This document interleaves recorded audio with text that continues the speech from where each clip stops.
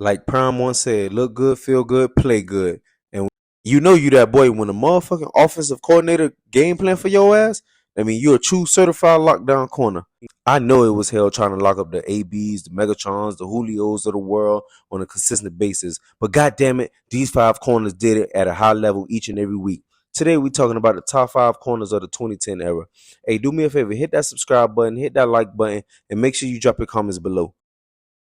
I'm going for the goal, my heart is in control, my mind is on succeed, and I am in the lead. Don't buy into the schemes, the science on strategy. At number 5, we got one of the most tenacious motherfuckers there was to play in the 2010 era. Yeah, that's right, we got motherfucking Aqib Talib, boy. Boy, his ass was so turned, and his ass wasn't ducking no smoke. His ass wanted all the smoke. He was with the shit, and that's one thing I know everybody respect about him. He's the first man in history I seen take a man chain twice live on TV.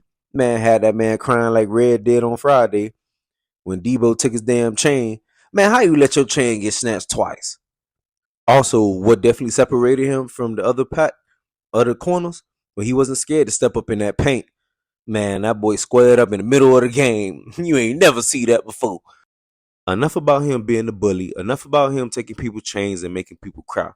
Now we about to talk about some ball. Man, Talib was a true certified lockdown corner and displayed it on various teams that he played for, starting with the Tampa Bay Bucks. He was drafted by them in 2008, and he made his presence known off the rip, racking up 4 interceptions.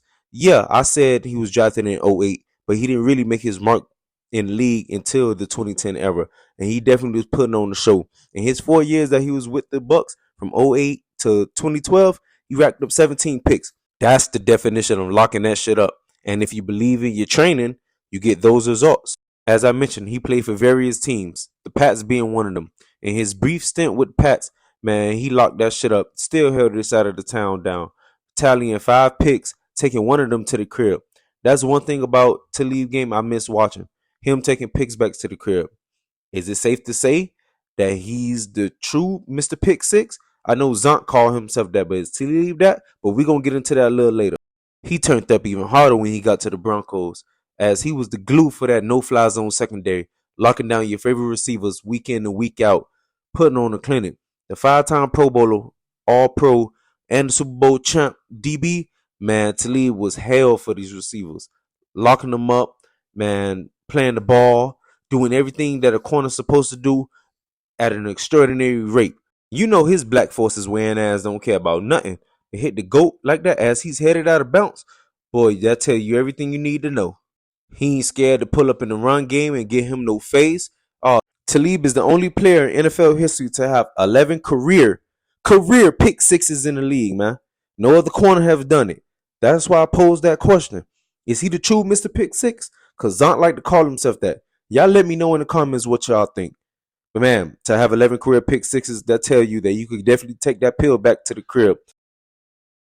At number 4, we got Stephon Gilmore, man. Motherfucker just like Kawhi Leonard. A silent assassin. Don't show no emotion. Don't show nothing. Just go out there and go play ball. The 2019 Defensive Player of the Year is well deserving to be on this list, man. He put on immaculate performances, locking down receivers, making tremendous plays on the ball. Man, you definitely have to put Gilly Lock on this list, man. Because he made sure he shut one side of the field down when he was with the Pats.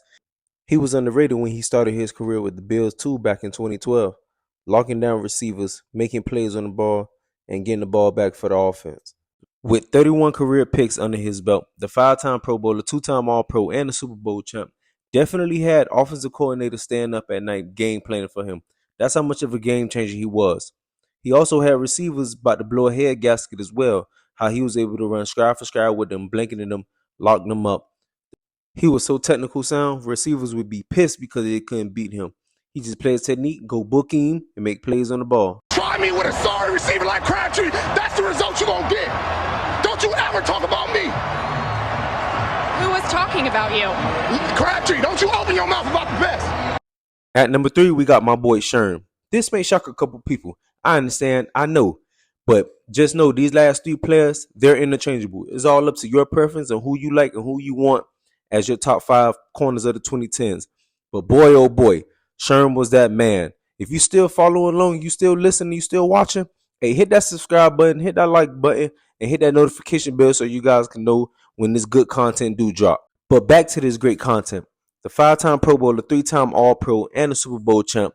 Well, he's supposed to have 2 chips, but we all know what happened with the dumbest play call in Super Bowl history.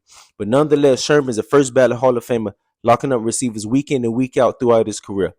He was the spokesman and the glue for that LOB defense. He went stupid his first 4 years in the league, racking up 24 interceptions. That's unheard of. Your first 4 years, you have 24 interceptions? That's crazy work. Overall, ending his career with 37 career interceptions, that's still a remarkable feat to have. Man, truly was a one of one. He wasn't scared to pull up in the run game and give him no face, and he always made sure that he always made plays on the ball, no matter what. He caught a lot of flack throughout his career because a lot of people said that he wasn't a man-on-man corner, but come to my knowledge, he definitely played a lot of man-on-man, and he was very successful.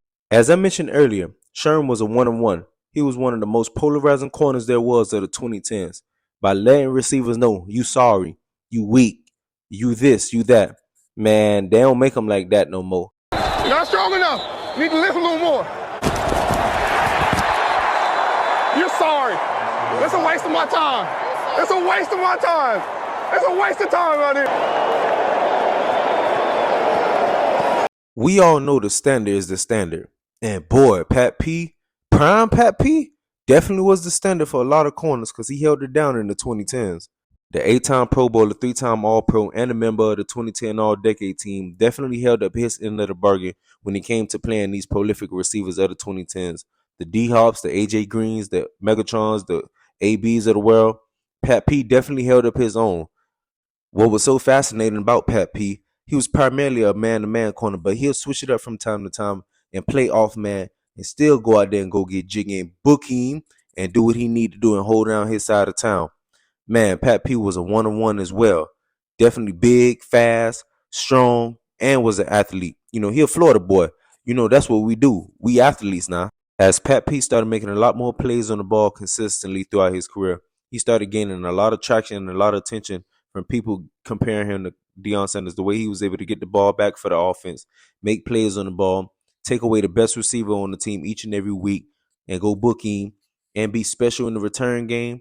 Man, I see why they compared him to Prime. It's a lot of similarities. Remember when I said that the standard is the standard and that Prime Pat P was the standard? Man, Prime Pat P definitely was the standard. He made it look effortlessly week in and week out doing his thing. As I mentioned before, he a Florida boy, so he an athlete now. Just let us get that pill and watch us tote that thing and make something shake. At number 1, we have the creme de la creme of the corners of the 2010s. One of the GOATs himself, Darrelle Revis, also known as Revis Island. They say 2/3 of the world is covered by water. The rest is covered by Revis. He was the true definition of a lockdown corner. If you look at the definition of a man-to-man corner, you're going to see a picture of Revis because that's definitely who he was. He made it his business to take the best receiver on the opposing team each and every week, no matter where he went. He lined up in the slot, he going in the slot.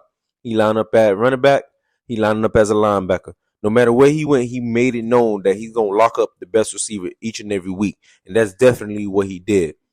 He had the greatest single season as a corner in NFL history that will never be duplicated again because he did lock down every great receiver that you can name. The 7-time Pro Bowler, 4-time All-Pro, the 2010 All-Decade team member, and a Super Bowl champ is definitely regarded as top 5 corner of all time. In my opinion, he's definitely top 3 without a doubt in my mind because he possessed a lot of great qualities that every corner definitely should have. His ability to play man-to-man and take away the number 1 receiver on each and every team, each and every week, man, that goes to say without even having to say a lot. You lock down the greatest receivers of all time on a weekly basis, you without a doubt considered as one of the GOATs. Don't allow the stats to mislead you because he do have 29 career interceptions, and Pat P and Sherm have 37 and 36 career interceptions. Man, what he done over his course of his career is remarkable, and he's definitely in that conversation with the Deion Sanders and the Champ Baileys of the world. Y'all do me a favor. It ain't gonna cost you nothing. Hey, hit that subscribe button for me. Hit that like button and drop your comments below and let me know who you think should have been on this top 5 list. Or if the top 5 list is accurate.